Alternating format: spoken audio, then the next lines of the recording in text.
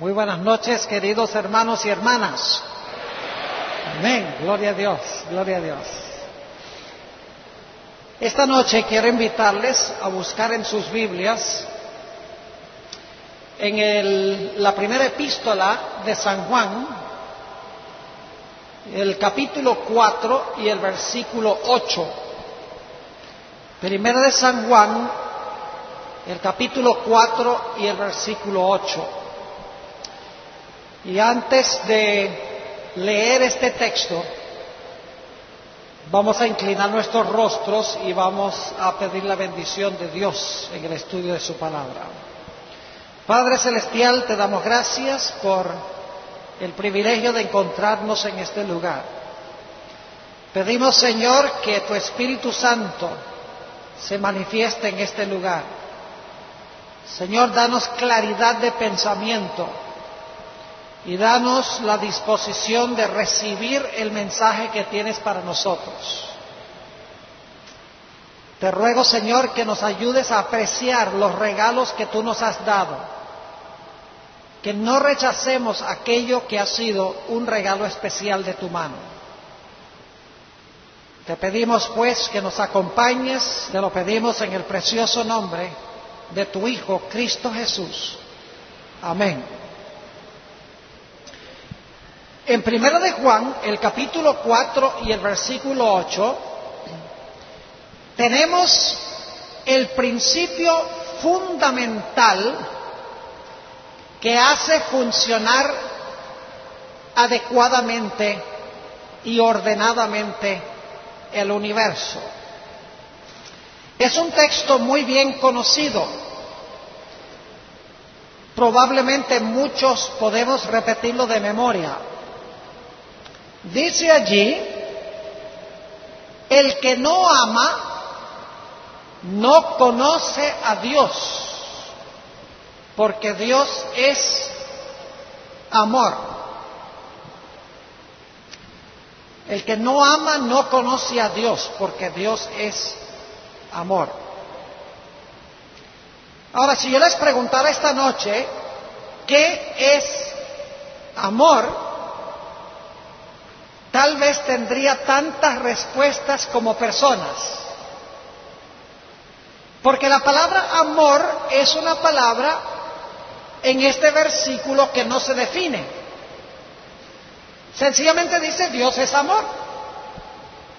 Pero no nos dice qué significa la palabra amor. ¿Cuál es la definición de amor? ¿Cómo funciona el amor en términos prácticos? Por lo tanto, es necesario tener una definición más amplia de lo que significa esta palabra amor. Y la Biblia tiene una explicación más amplia de lo que significa amor. Vaya conmigo a Mateo 22 y los versículos 35 al 39. Mateo 22, 35 al 39. Amor.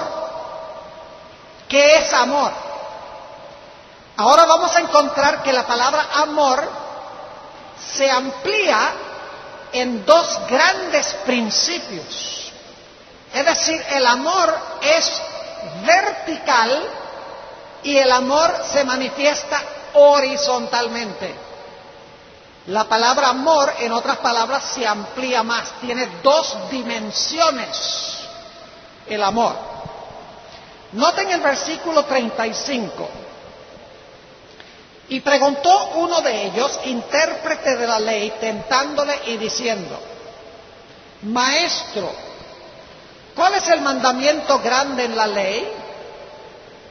Y Jesús le dijo: amarás al Señor tu Dios de todo tu corazón y de toda tu alma y de toda tu mente. Este es el primero y el grande mandamiento. Y el segundo es semejante a este: amarás a tu prójimo como a ti mismo. Aquí la palabra amor se amplía Y descubrimos que el amor tiene dos dimensiones. Tiene una dimensión vertical en nuestra relación con Dios y tiene una dimensión horizontal en nuestra relación con nuestro prójimo. Es decir, el amor tiene dos dimensiones. El amor se ha ampliado en este texto. Pero aún nos queda la pregunta: ¿qué significa amar a Dios? ¿Qué significa amar a nuestro prójimo? Sabemos que amor ahora tiene dos dimensiones, amar a Dios y amar al prójimo, pero ¿qué significa amar a Dios y amar al prójimo? Bueno, la Biblia amplía aún más lo que es el amor. El un principio se amplía en dos principios y ahora vamos a ver que los dos principios se amplían en 10 principios. Vayan conmigo a Deuteronomio 4 y los versículos 12 y 13. Deuteronomio 4 y los versículos 12 y 13. Dice aquí: y habló Jehová con vosotros del medio del fuego. Oísteis la voz de sus palabras, mas a excepción de oír la voz, ninguna figura visteis. Y él os anunció su pacto, el cual os mandó poner por obra las 10 palabras y escribiólas en 2 tablas de piedra. ¿En cuántas tablas de piedra escribió Dios los 10 mandamientos? En 2 tablas de piedra. Podría haberlos escrito en 3, o en una tabla, o en 4 tablas. Pero la Biblia nos dice que Dios escribió los 10 mandamientos en 2 tablas. Y la razón es muy sencilla. La primera tabla define y amplía lo que significa amar a Dios. Si usted ama a Dios, no va a tener otros dioses. Si usted ama a Dios, no va a hacer imágenes de Dios que rebajan su concepto del gran Dios. Si ustedes aman a Dios, no van a usar su nombre en vano, vamos a respetar su nombre. Si amamos a Dios, vamos a guardar su santo sábado, vamos a pasar el día con Él, completo, 24 horas, olvidándonos de lo nuestro y pasando el día solamente con nuestro Señor Jesús, con nuestro Dios. Es decir, la primera tabla de la ley amplía lo que es amar a Dios. Amar a Dios significa tenerlo como único Dios, significa no hacer imágenes, significa respetar su nombre y significa guardar su santo día. Pero la segunda tabla de la ley define lo que significa amar a nuestro prójimo. Si yo amo a mis padres, no los voy a deshonrar. Si yo amo a mi prójimo, no lo voy a matar. Si yo amo a mi prójimo, no voy a robar a su esposa y cometer adulterio con su esposa. Si yo amo a mi prójimo, yo no le voy a robar lo que le pertenece. Si yo amo a mi prójimo, yo no voy a hablar falso testimonio en contra de él. Y si yo amo a mi prójimo, yo no voy a codiciar ni las propiedades de mi prójimo, ni la esposa de mi prójimo. Es decir, que los 10 mandamientos amplían aún más el principio del amor. Fíjense lo que hemos hecho hasta ahora. Tenemos el gran principio, amor. Ese principio, amor, se amplía en 2 grandes principios: amor a Dios y amor al prójimo. Esos 2 principios se amplían aún más en 10 principios. 4 definiendo lo que significa amar a Dios y 6 que definen lo que significa amar a nuestro prójimo. Ahora, el problema con los 10 mandamientos es que los 10 mandamientos son concisos, cortos y en realidad no dan mucha definición. Déjeme tomar un mandamiento como ejemplo. Hay un mandamiento que dice, no cometerás adulterio. Yo pregunto, ¿define ese mandamiento lo que es adulterio? ¿El mandamiento define lo que es adulterio? No. ¿El mandamiento explica cuáles son las consecuencias de cometer adulterio? No. ¿El mandamiento da ejemplos de lo que es adulterio y lo que sucede como resultado del adulterio? No. Sencillamente dice, en un gran principio, no cometerás adulterio. Es decir, necesitamos una definición aún mayor que los 10 mandamientos para entender lo que significan esos mandamientos específicos. Ahora vayan conmigo a Mateo 22 y el versículo 40. Mateo, el capítulo 22 y el versículo 40. Es el pasaje que acabamos de leer, pero dejé a propósito el versículo 40 sin leer. Habla de los 2 grandes principios que se amplían en los 10. Y noten lo que dice. De estos 2 mandamientos depende toda la ley y los profetas. ¿Qué es una ampliación de los 10 mandamientos? Toda la ley y los profetas, es decir, la Biblia es una ampliación de los 10 mandamientos. ¿Qué hemos estudiado entonces hasta ahora? Hay un gran principio, el amor. ¿Qué es eso? Se amplía. El amor se compone de 2 principios. Amar a Dios y amar al prójimo. ¿Qué es eso? Se amplía en 10 principios. 4, cómo amar a Dios. 6, cómo amar a nuestro prójimo. Pero los 10 mandamientos son principios cortos, concisos, sin mucha descripción, sin mucha explicación. Por lo tanto, Dios dice, te voy a dar toda una Biblia que se expresa como la ley y los profetas para explicarte y definirte los 10 mandamientos. Escuchen bien, los 10 mandamientos se amplían en la Biblia. La Biblia en realidad no es más ni menos que una ampliación de los 10 mandamientos. Por eso es que la Biblia dice que seremos juzgados por la perfecta ley de la libertad, pero hay otros versículos que dicen que seremos juzgados por la palabra de Dios.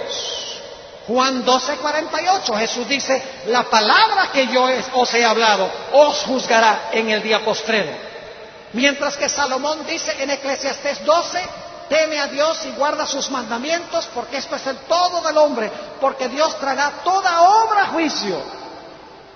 Toda obra que está relacionada con los 10 mandamientos. Es decir, que el Antiguo y el Nuevo Testamento son sencillamente una ampliación de los 10 mandamientos. Permítame darles una explicación, volviendo otra vez al mandamiento que dice, no cometerás adulterio, para que ustedes vean la utilidad de la Biblia para explicar este mandamiento y ampliar este mandamiento.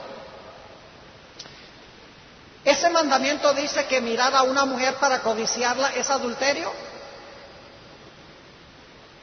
El mandamiento dice que si tú miras a una mujer para codiciarla, ¿cometiste adulterio? ¿El mandamiento lo dice?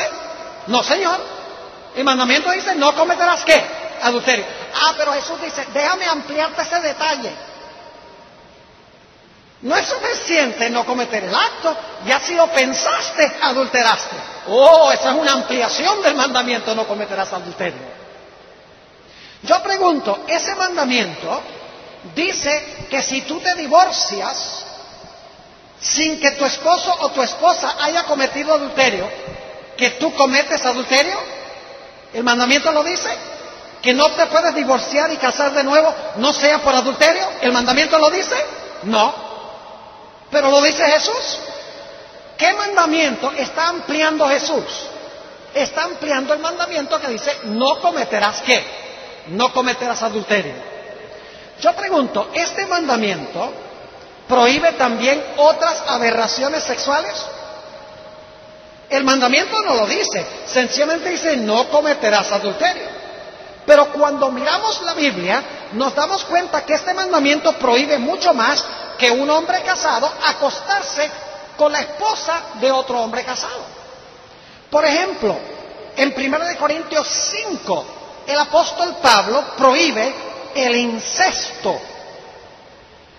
En Génesis, el capítulo 19, se habla negativamente de la homosexualidad.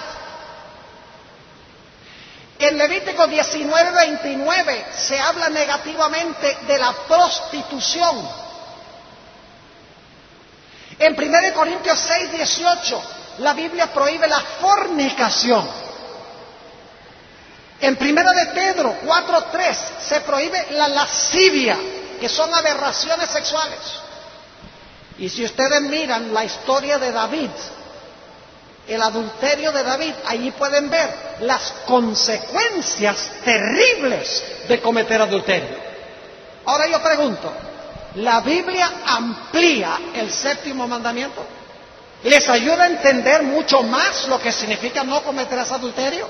Claro, incluye la lascivia, incluye la prostitución, incluye la fornicación, incluye el adulterio, incluye pensamientos impuros, incluye el incesto, y la Biblia nos muestra en la historia de David y otras historias lo terrible que es las consecuencias de cometer adulterio.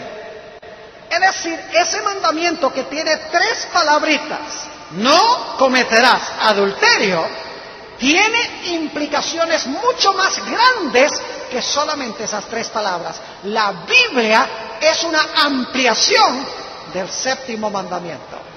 ¿Están entendiendo lo que estoy diciendo? Y podríamos hacer lo mismo con todos los mandamientos. Yo pregunto, ¿la Biblia amplía lo que significa guardar el sábado y las consecuencias de no guardar correctamente el sábado? La Biblia amplía la importancia de la integridad absoluta, de siempre decir la verdad, y las consecuencias de no decir la verdad. Tiene la experiencia de Abraham, la experiencia de Jacob, la experiencia de cuando David mintió y como resultado murió el sumo sacerdote, 85 sacerdotes, por la mentira de David. Es decir, la Biblia amplía con lujo de detalles cada uno de los 10 mandamientos y explica lo que significa amar. ¿Cuántos están entendiendo lo que estamos diciendo? Levanten la mano. Gloria a Dios. Pero ahora escuchen bien. ¿Hay alguna parte en la Biblia donde dice no verás pornografía? ¿Alguna parte de la Biblia prohíbe directamente la pornografía? ¿Así en esas palabras? No. ¿Hay alguna parte de la Biblia que dice no practicarás la masturbación? Entonces, como la Biblia no lo menciona, está bien. Como la Biblia no dice no verás pornografía, como la Biblia no dice no practicarás la masturbación, entonces no hay ningún problema porque la Biblia no lo dice. ¿Qué les parece? Yo quiero decirles esta noche que Dios ha dado una ampliación aún mayor de lo que significa el amor. No solamente la palabra amor la ha ampliado en 2 principios, luego una ampliación mayor en 10 principios, luego una ampliación mayor en toda la Biblia, sino que Dios en estos últimos días nos ha dado una ampliación aún más grande de lo que significa amor. Me refiero específicamente a un don que Dios ha dado a la iglesia remanente. Se llama el espíritu de profecía. Vayan conmigo, Apocalipsis 12, 17. Apocalipsis 12 y el versículo 17. El espíritu de profecía es una ampliación aún mayor de lo que significa el amor. El espíritu de profecía es una ampliación de los 10 mandamientos. Es una ampliación de la Biblia, es una magnificación de la Biblia. Noten Apocalipsis 12 y el versículo 17. Entonces el dragón fue airado contra la mujer y se fue a hacer guerra contra el remanente de la simiente de ella, los cuales guardan los mandamientos de Dios y tienen ¿qué cosa? Y tienen el testimonio de Jesucristo. ¿Y qué es el testimonio de Jesucristo? Apocalipsis 19:10 dice que el remanente tiene el testimonio de Jesucristo, que es el espíritu de la profecía. El espíritu de profecía es la ampliación de la Biblia, es la magnificación de la Biblia, es la magnificación más grande, es la ampliación más grande de la palabra amor. ¿Saben algo interesante?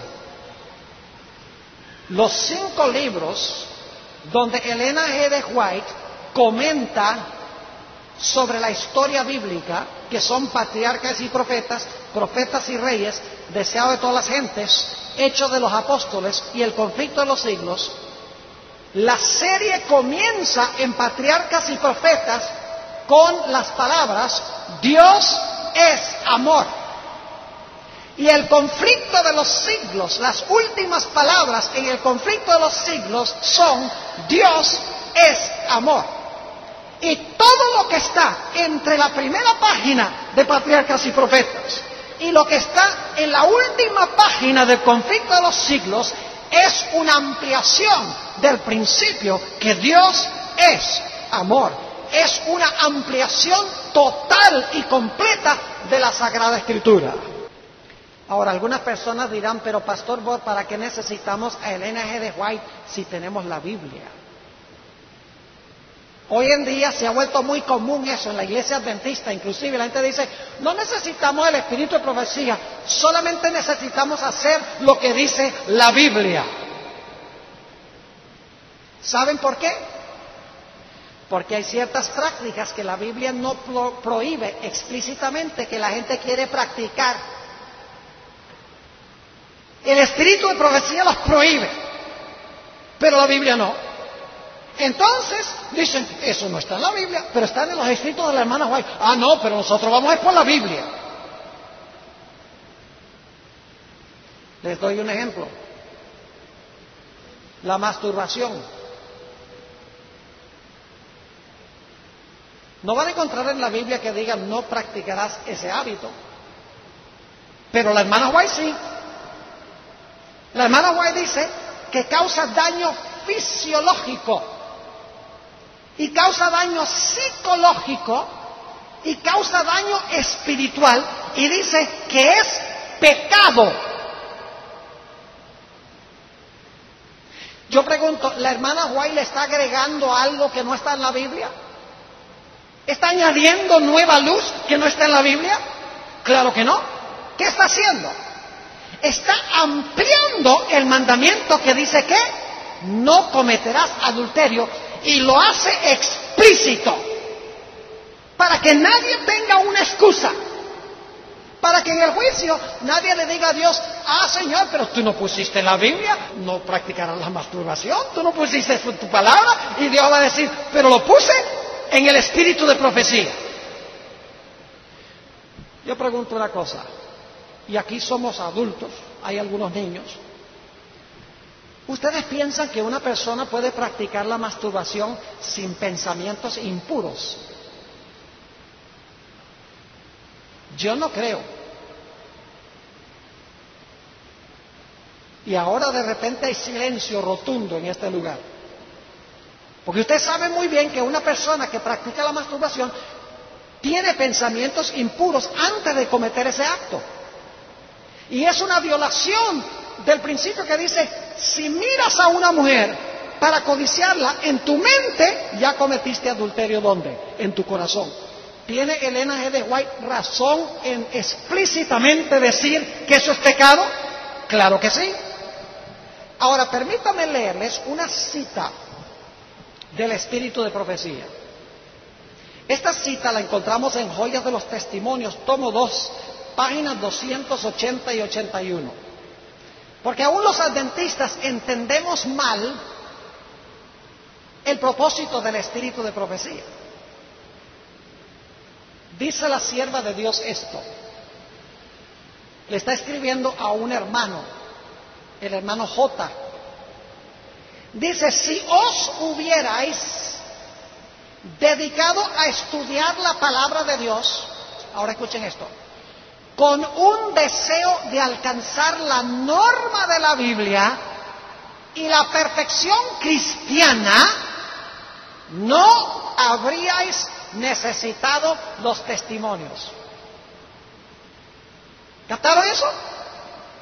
Es decir, si una persona, ella dice, si tú hubieras estudiado la palabra de Dios con el fin y el deseo de alcanzar la norma que pone la Biblia y la perfección cristiana, no hubiera sido necesario los testimonios. Es decir, mis escritos no hubieran sido necesarios.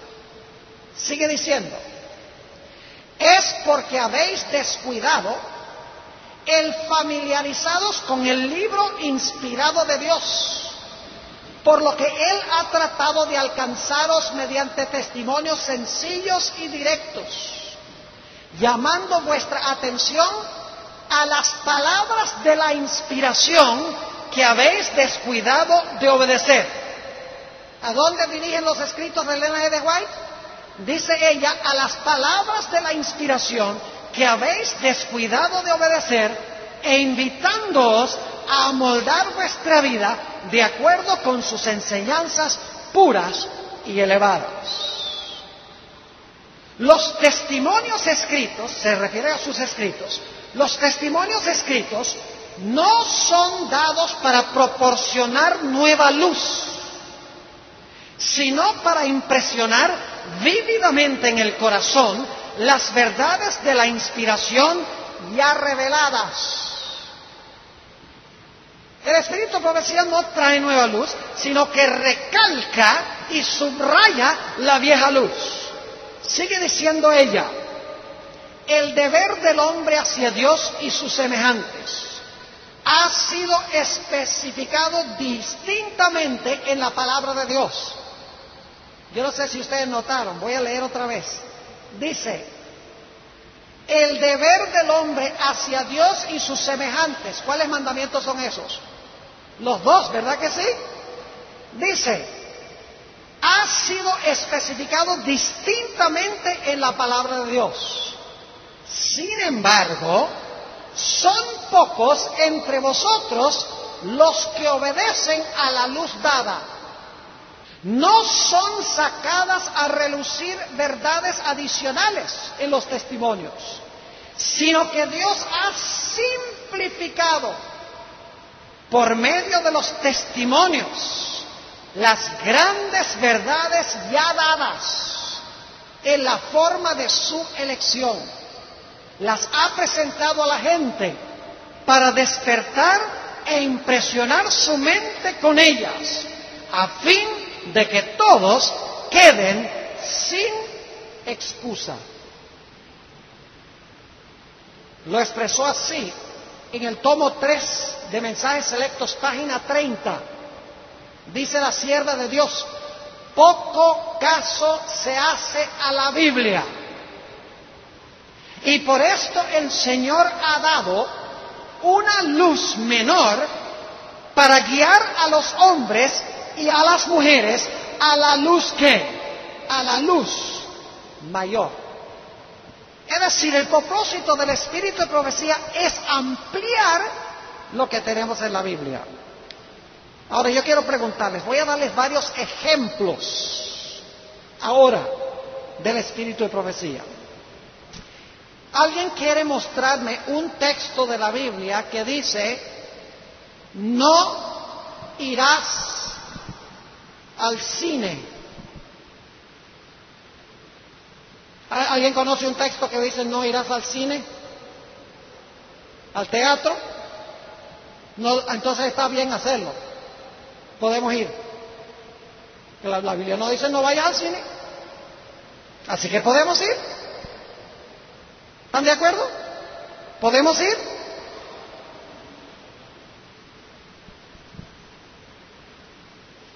Escuche lo que dice la sierva de Dios. Y hoy en día la gente no quiere oír esto, porque hoy todo el mundo, los adventistas, van para el cine. Como si la norma de Dios hubiera cambiado. La gente dice, no, eso era para los puritanos antes. Como si las películas de Hollywood fueran mejores ahora. Dice la sierva del Señor, entre los más peligrosos lugares de placer se cuenta el teatro. Y claro, ella está hablando de presentaciones teatrales en vivo, porque en ese tiempo no había televisión. Pero el principio se aplica, porque son dramas igual, pero en vivo. Dice ella, en vez de ser una escuela de moralidad y virtud, como se pretende a menudo, es el semillero de la inmoralidad. Estas diversiones fortalecen y confirman los hábitos viciosos y las inclinaciones pecaminosas. Los cantos viles, los ademanes, las expresiones y actitudes lascivas depravan la imaginación y degradan la moral. Yo quiero decirles que no hay ni una sola película de Hollywood que valga la pena verla. Porque lo que hay son palabras sucias, violencia, adulterio, fornicación, mentira. Ustedes lo saben. Y la Biblia dice que somos transformados a imagen de lo que vemos y lo que oímos. Así que nada más porque la Biblia no dice no irás al teatro o al cine, no significa que está bien hacerlo. Lo que Dios hizo a través de Elena G. de White fue ponerlo en blanco y negro. Para que algún día, cuando algún adventista vaya y le diga al Señor, ay Señor, pero tú no pusiste, no vayas al cine. El Señor va a decir, sí lo dije. Lo dije en el espíritu de profecía, que es la ampliación mayor de la Sagrada Escritura. Sigue diciendo la sierva del Señor, todo joven que asista habitualmente a estos espectáculos se corromperá en sus principios. No hay en nuestra tierra influencia más poderosa para envenenar la imaginación, destruir las impresiones religiosas y embotar el gusto por los placeres tranquilos y las sobrias realidades de la vida que las diversiones teatrales. El amor por estas escenas aumenta con cada asistencia, es decir, que envicia. El amor por estas escenas aumenta con cada asistencia, como el deseo de bebidas embriagantes se fortalece con su consumo. La única conducta segura consiste en huir del teatro, del circo y otros lugares dudosos de diversión. ¿Nos deja la sierva de Dios sin excusa? ¿Nos deja sin excusa?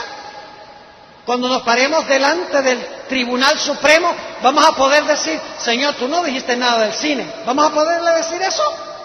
No vamos a poderlo decir, porque Dios va a decir, te di el espíritu de profecía, que es una ampliación de los principios bíblicos. Yo pregunto, ¿la Biblia tiene principios que prohíben ir al cine? ¿Tiene principios? Claro que sí. Bienaventurados los de limpio corazón, porque ellos verán a Dios. El que tiene esta esperanza en Él se purifica a sí mismo, como Él también es puro. ¿Y ustedes creen que cuando van al cine se están purificando? Nosotros, mirando a cara descubierta, como en un espejo, la gloria del Señor, somos transformados de gloria en gloria a su misma semejanza. Hermanos y hermanas, somos transformados a imagen de lo que vemos. Si vemos violencia, sexo ilícito, mentira y oímos malas palabras, eso se reflejará en nuestro carácter. ¿Cómo es entonces que vamos a decir que porque la Biblia no dice no irás al cine, que está bien ir al cine? Dios ha dado el espíritu de profecía para desmenuzar y especificar aún más lo que significa este asunto. Yo pregunto, ¿el cine afecta nuestra relación con nuestros prójimos? ¿Afecta nuestra relación, nuestro amor para con Dios? Oye, el cine no nos hace amar más a Dios, ni tampoco nos hace amar más a nuestros prójimos. Nos enseña a ser más contenciosos para con nuestros prójimos y más contenciosos también para con Dios. Permítame tocar otro punto. Un punto que yo no sé por qué es conflictivo en la iglesia adventista. Se ha vuelto común, y ahora estoy hablándole a los adventistas. Los no adventistas que están aquí, tápense los oídos, porque esto no es para ustedes. Esto es para la gente que sabe. Para la gente en la iglesia que sabe. Yo no sé si ha vuelto común en la iglesia decir que no importa que una persona use joyas. Yo no veo ningún problema con que se usen prendas. Y lo que yo no entiendo es que la Biblia dice explícitamente que no se deben usar. Tanto el apóstol Pablo en 1 Timoteo 2 y el apóstol Pedro en 1 de Pedro 3 dicen que nuestro atavío no debe ser con oro, plata, piedras preciosas, vestidos costosos, cabellos encrespados, sino que nuestro testimonio debe ser del carácter del hombre interior. Así que ni siquiera el espíritu de profecía necesitamos. Pero Dios dice, yo sé que algunos van a decir que eso ya no se aplica, que eso era para los tiempos bíblicos, que eso era para la cultura de esa época, y ahora tenemos una cultura distinta a donde Dios no le interesa que se usen esas cosas. Así que Dios dice, en el espíritu de profecía te voy a ampliar eso y te lo voy a dejar clarito. Le voy a leer un par de citas del espíritu de profecía sobre el asunto del uso de prendas o de joyas. Ha entrado a la iglesia, hermanos y hermanas, tremenda mundanalidad. Antes era que uno podía distinguir a una mujer adventista de una mujer no adventista. Yo estuve recientemente en Chiapas, en la ciudad de Tuxtla Gutiérrez. Fuimos a comer a un restaurante vegetariano allá con un hermano que me llevó a conocer el Cañón del Sumidero. Yo no sé si alguno de ustedes ha ido ahí alguna vez, pero en todo caso fuimos a comer al restaurante vegetariano y cuando estábamos comiendo ahí, yo veía a una señora que estaba en una mesa que quedaba como a 2 mesas de donde estábamos nosotros.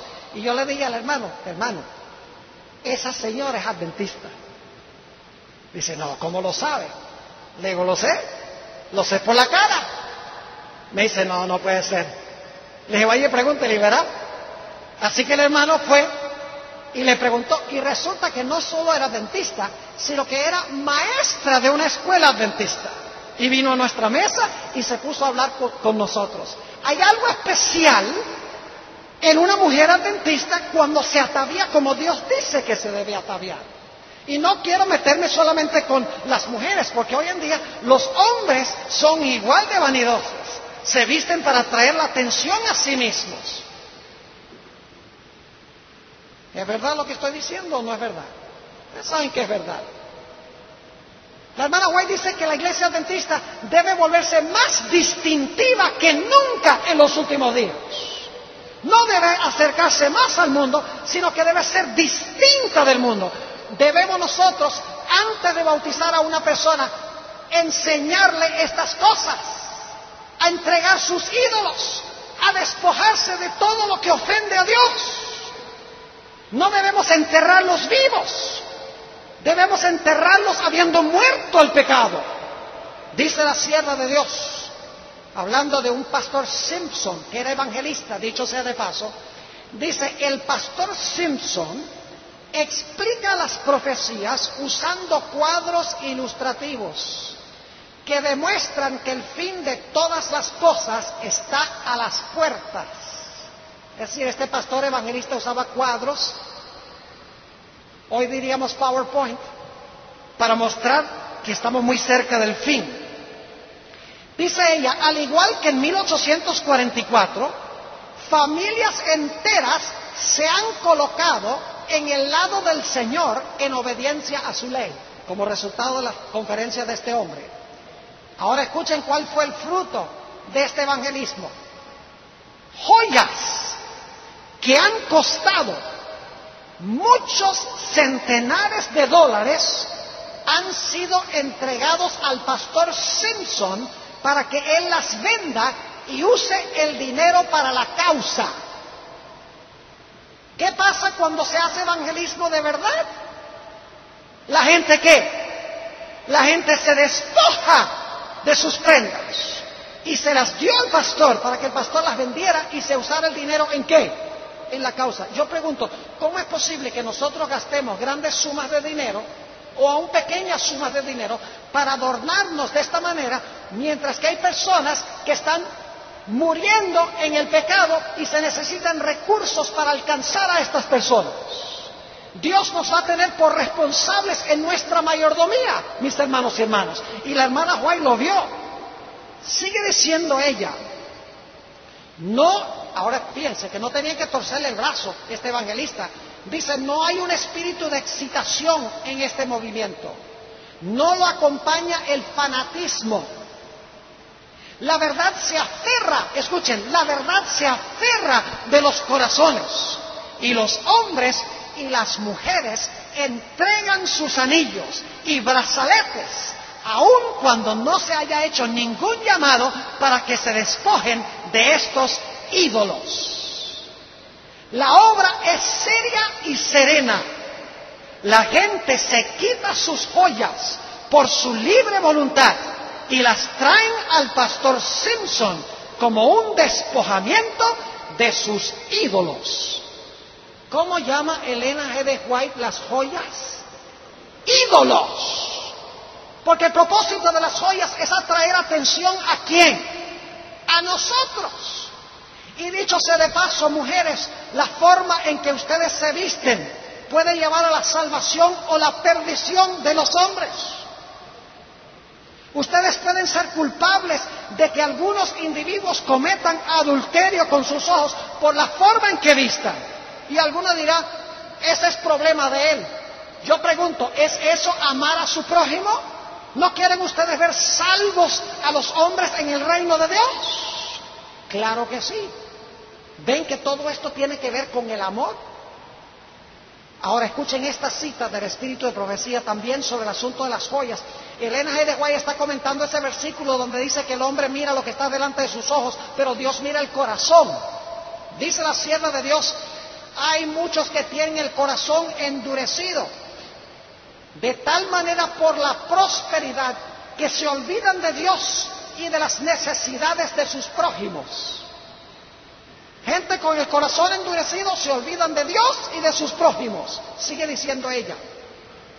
Algunos cristianos profesos se adornan con joyas, encajes, atavíos costosos, mientras que los pobres del Señor sufren porque les falta lo indispensable para la vida. ¿Es eso amor? Eso no es amor. ¿Ven el principio que está esbozando Elena White aquí? Dice, hombres y mujeres que profesan haber sido redimidos por la sangre de un Salvador, malgastan los recursos que les han sido confiados para la salvación de otras almas. Y luego a regañadientes dan sus ofrendas como una limosna para propósitos religiosos. Y lo hacen liberalmente solo cuando les proporciona honor. Y luego dice la sierva del Señor, los tales son idólatras. Palabras fuertes, pero que están en armonía con la palabra de Dios. Porque en la palabra de Dios las joyas se presentan desde una perspectiva negativa. Recuerda lo que estudiamos en el libro de Éxodo, el capítulo 33, cuando el pueblo apostató. Dios le dijo, ahora para ustedes mostrar que se han humillado, Despójense completamente de sus joyas. Y dice que se quitaron las joyas desde ese momento hasta que entraron a la tierra de Canaán. Es decir, es una señal de humildad, de humillación a Dios, despojarnos de todo aquello que distrae la atención de Dios y de aquello que perjudica a nuestro prójimo. Yo quiero preguntarles, otro problema que tenemos en la iglesia adventista hoy en día es que la gente ya cree que no está mal tomar café, frío o caliente, frío o caliente. ¿Ustedes saben lo que yo quiero decir por frío? Coca-Cola y Pepsi-Cola son café frío. Yo me acuerdo que había tiempos, cuando yo estaba creciendo, que a un adventista nunca se le ocurría tomar una Coca-Cola. Hoy en día todo el mundo toma Coca-Cola y Pepsi-Cola.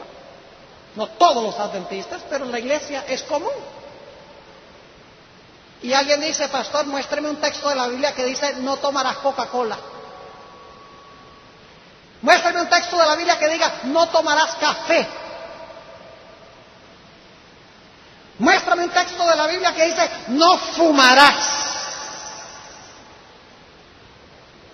Y algunos dicen, mire, la Biblia dice que algunos tomaban vino. Jesús hizo vino en las bodas de Caná. Fíjense cómo se usa la Biblia para excusar el pecado.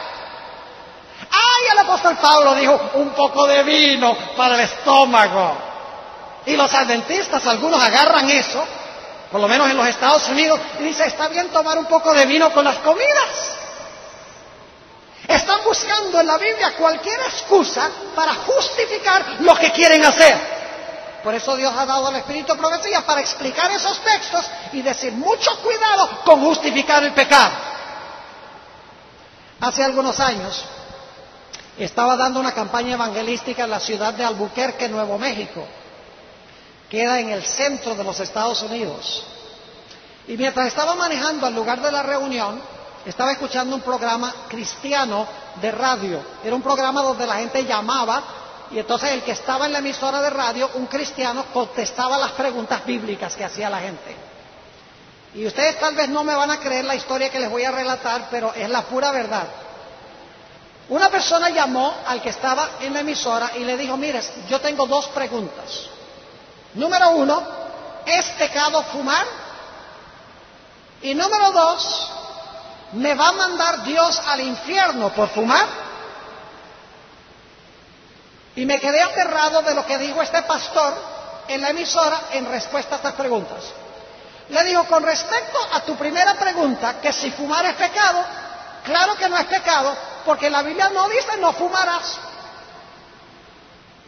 Y dice, con respecto a tu segunda pregunta, de que si Dios te va a mandar al infierno por fumar, dice, no, más rápido vas a llegar al cielo. Lo que estaba diciendo era, claro, porque te vas a morir de cáncer del pulmón, te vas a morir antes de tu tiempo, entonces el alma va a salir volando al cielo. Y yo pensé, este es un cristiano contestando preguntas por radio y diciéndole a la gente que está bien fumar y que aunque fumen van a llegar más rápido al cielo. Yo dije, ¿en qué condición está el cristianismo? Y muchos adventistas, porque la Biblia no lo dice explícitamente, dicen que está bien hacerlo. Por eso Dios dio esta cita en el libro Evangelismo, páginas 196 y 197, dice la sierva de Dios. Dios ha escrito su ley en todo nervio y músculo, en toda fibra y función del cuerpo humano. La complacencia del apetito antinatural, escuchen, la complacencia del apetito antinatural, ya sea por el té, el café, el tabaco o el alcohol, es intemperancia y se halla en guerra contra las leyes de la vida y la salud. Usando estos artículos prohibidos, se crea una condición en el organismo que el Creador nunca propuso que hubiera. Ahora escuchen esto. Esta complacencia en cualquiera de los miembros de la familia humana es pecado, ¿dónde está entonces tu excusa para tomar té o café, frío o caliente? ¿O para fumar? ¿O para beber un poquito de vino con la comida, como hacen algunos individuos en los Estados Unidos ahora, adventistas? En el día del juicio, cuando tengas que pararte ante el tribunal de Cristo, vas a decirle a Jesús: Señor Jesús, pero tú mismo le dijiste a Pablo que tomara un poco de vino para el estómago, que le dijera eso a Timoteo. Y tú mismo hiciste vino en la boda de Caná. Y Jesús va a decir: ese vino fue vino sin fermentar. Y la razón por la cual supo tan sabroso es porque vino de manos del Creador. Porque se guardaba el peor vino de último. Y algunos usan eso como argumento. ¿Cómo podía entonces la gente creer que este era el más sabroso? Porque este vino salió de manos del Creador. Era el vino que existía en el huerto del Edén. Imagínense ustedes cómo habrá sido ese vino. Impresionante. ¿Qué excusa le vamos a dar a Dios? Dios nos ha dado esta amplificación a través del espíritu de profecía para que quedemos sin excusa. Y debemos nosotros enseñarle a la gente los principios. Yo pregunto, ¿hay abundantes principios bíblicos que prohíben el uso del tabaco? Por ejemplo, ¿qué tal ese mandamiento? No matarás rapidito. ¿Han leído ese mandamiento que dice no matarás rapidito? ¿Sabe lo que es matar rapidito? Sacar una pistola, ¡pum!, mataron a alguien. Ese mandamiento no dice no matarás rapidito, dice no matarás. ¿Rápido o despacio? Pregunto, ¿el tabaco mata? Claro que el tabaco mata. Entonces, aunque la Biblia no dice no fumarás, ¿hay un principio que lo prohíbe? Claro que sí. Ahora, una persona podría excusarse diciendo: bueno, la Biblia no lo dice explícitamente, así que yo lo voy a hacer. Y algún día Dios va a tener a esa persona por responsable. La Biblia dice que nuestro cuerpo es templo del Espíritu Santo y que Dios va a destruir al que destruye el templo. Claro que sí, ese es otro principio. La Biblia dice que si comemos o bebemos o cualquier cosa que hagamos, debemos hacerlo para gloria de Dios. ¿Ustedes creen que un fumador que anda todo el tiempo está glorificando a Dios? Claro que no. Los principios están claros. Algunas personas critican, por ejemplo, a Elena G. de White por la forma en que dice que debemos guardar el sábado. La Biblia, por ejemplo, dice que debemos retraer nuestro pie de hacer nuestra voluntad en el día santo del Señor. Y dicho sea de paso, en la iglesia adventista ha caído muchísimo la observancia del santo sábado. Es increíble. Es más, en muchas de nuestras iglesias se trata de esconder el mensaje distintivo de la iglesia. Dice: no hablemos de lo conflictivo, no hablemos de lo que pueda causar enemistades, hablemos nada más de Cristo, de la cruz de Cristo. Y después, cuando entren a la iglesia, entonces les enseñamos. Lo que pasa es que nunca se les enseña. Y ustedes lo saben. Yo no estoy diciendo esto para ganar enemigos en San Sebastián o en Mayagüez, pero es la verdad. La hermana White dice que muchas iglesias están tan ansiosas de alcanzar un aumento en números que no presentan un testimonio claro y directo en contra de prácticas y hábitos pecaminosos. La gente debe entender lo que es seguir a Cristo y renunciar a su vida de pecado antes de ser bautizados. No sea que introduzcamos en la iglesia una multitud mixta que llega a ser un problema como lo fue para el pueblo de Israel. Ahora escuchen lo que dice Elena G. de White sobre el sábado. Que cada familia adventista del séptimo día honre a Dios por una obediencia estricta a la ley. Algunos dicen: qué legalista, y es que obedecer estrictamente la ley. Escuchen bien, Elena G. de White no le está hablando aquí a los inconversos, sino que le está hablando a gente que profesa estar convertida. Elena de White no está hablando aquí de cómo salvarse. Está hablando a los adventistas del séptimo día que supuestamente han sido salvos. ¿Me explico o no me explico? Ella lo que está hablando es cómo una persona salva debe vivir. Está hablando de la santificación. No dice que guardar el sábado nos justifica. Dice que cuando una persona ha sido justificada, su forma de guardar el sábado cambiará. Sigue diciendo la sierva de Dios. Se les debe enseñar a los hijos a respetar el sábado. En el día de la preparación, la ropa debe plancharse, los zapatos deben pulirse y el baño debe tomarse. ¿Cuándo? Antes de comenzar el sábado. Luego, dice ella, en torno del altar familiar, todos deben reunirse para darle la bienvenida al día santo de Dios, así como si esperaran ansiosamente la llegada de un querido amigo. Quiero contarles una experiencia. Cuando yo vivía en Colombia, fui alumno allá y fui también profesor en el mismo colegio. Allá se tiene una práctica que se conoce como la cortina. Los que formalizan su relación como novios, cada 2 semanas, pueden pasar 2 horas juntos, en ese tiempo por lo menos, detrás de una cortina en la casa del preceptor o la preceptora. Imagínense eso. Todo el resto del tiempo, el plantel, un lado del plantel era masculino y el otro lado del plantel era femenino. Algunos de ustedes recordarán esos días. Yo veo a algunos diciendo, yo recuerdo esos días. Se sentaban los varones en un lado del auditorio y las damas en el otro lado del auditorio. Así que una vez cada 2 semanas era maravilloso uno poder pasar 2 horas con la novia. Yo no solamente participé de la cortina, sino que también tuve alumnos que vinieron a mi casa para la cortina. ¿Y saben algo interesante? Los novios siempre llegaban temprano a la cortina. Siempre llegaban a veces 15, 20 minutos antes de la hora de empezar, para ver si podían agarrar un poquito de tiempo extra. Y cuando la cortina se estaba terminando, se hacían los locos. No sé si conocen esa expresión.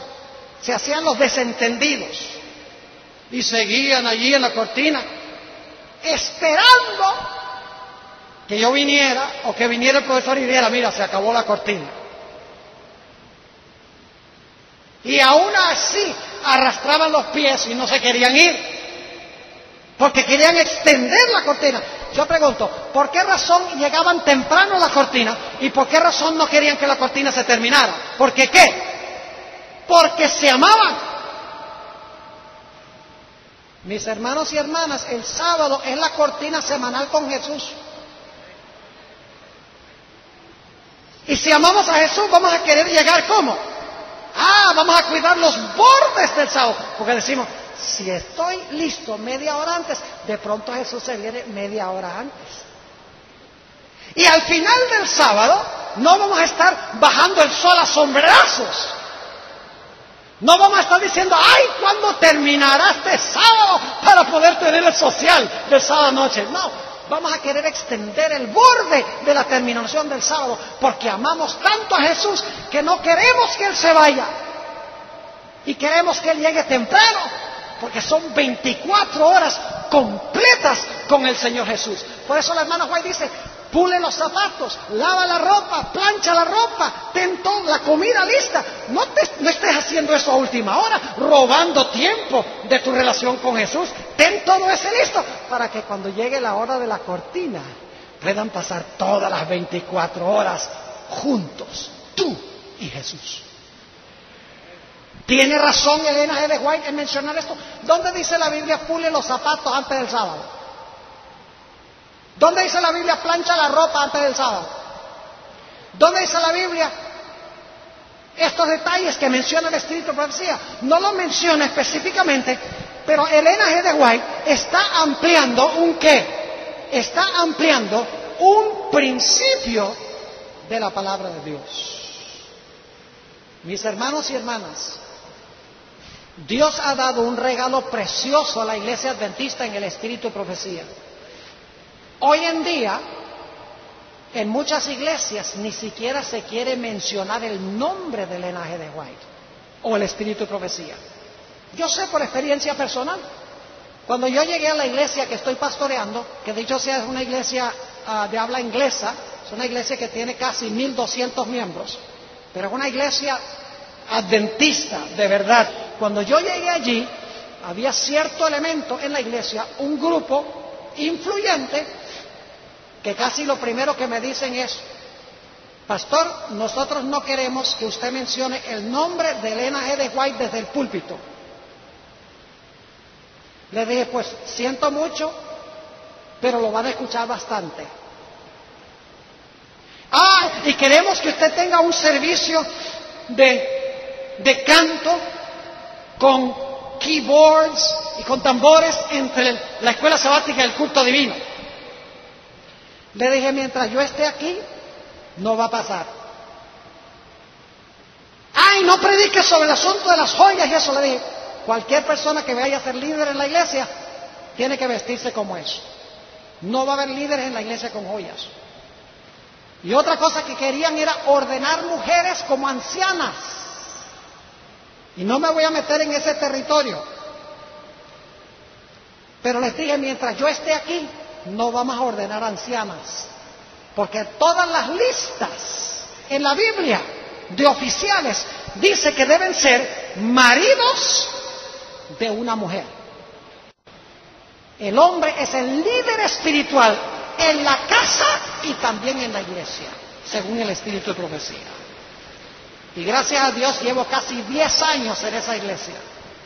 En febrero cumplo 10 años.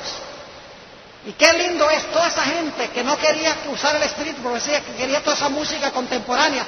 Todos se fueron a otra iglesia ahí en la ciudad que le gustan todas esas cosas. Pero ¿saben lo que ha sucedido recientemente? Poco a poco se han estado viniendo de esa iglesia gente que pertenece a esa iglesia, a la iglesia nuestra. Inclusive una hermana hace 2 semanas, después del sermón el sábado, me dijo, pastor, yo asisto a esta iglesia, que no voy a mencionar su nombre, dice, porque me gusta el entusiasmo y el ánimo y la alegría que hay ahí en la iglesia. Dice, pero hay un problema, y es que allí no se predica la verdad. Y dice, a mí lo que me interesa ahora es prepararme para el cielo. Así que, pastor, por favor, pida mi feligresía de esa iglesia para transferirme a su iglesia. Y efectivamente lo hicimos, y dentro de 1 o 2 semanas lo vamos a aceptar como miembro de la iglesia. Alguna persona podrá pensar, el pastor Bor es fanático. Pastor Bor no es fanático. El pastor Bor es adventista del 7º día. El pastor Bor cree que estamos viviendo en los últimos días y que nosotros tenemos un mensaje distintivo y tenemos un estilo de vida distintivo y debemos distinguirnos del mundo, que la gente no pueda sino darse cuenta que somos adventistas del 7º día. Antes de terminar, quiero entrar en un terreno peligroso y para esto voy a pedir que vengan mis guardaespaldas para acá. Allá viene, vea, viene el guardaespaldas. Algunas personas dicen esto: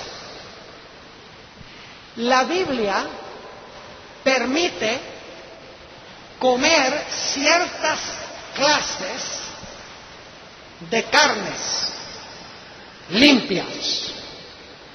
Escuchen bien lo que les voy a decir, porque he escuchado inclusive líderes de las iglesias que han usado este argumento. Dicen, la Biblia permite comer, por ejemplo, carne de pollo y carne de res y oveja y peces que tienen escamas y aletas. Y luego dicen, pero fíjense que Ellen G. White dice que ni siquiera los animales limpios los puede comer uno.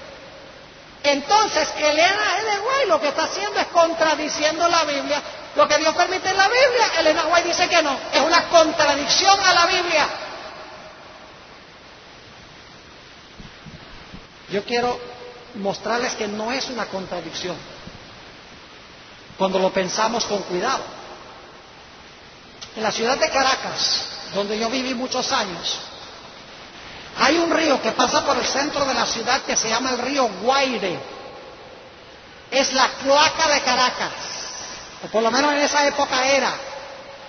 Uno se acerca a ese río y hiede.